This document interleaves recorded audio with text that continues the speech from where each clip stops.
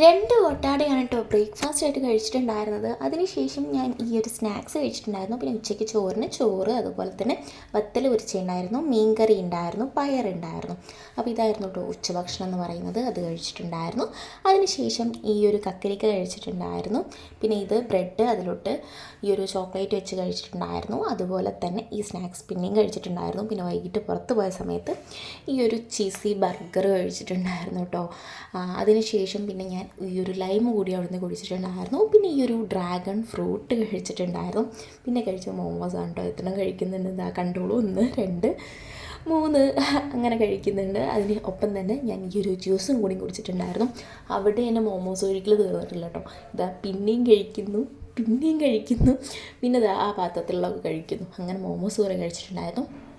രാത്രി പയറ്, മീൻ, വത്തൽ പൊരിച്ച് ചോറ് കഴിച്ചിട്ടുണ്ടായിരുന്നു. പിന്നെ ഈ കേക്കിൻ്റെ പീസും കൂടി കഴിച്ചിട്ടുണ്ടായിരുന്നു.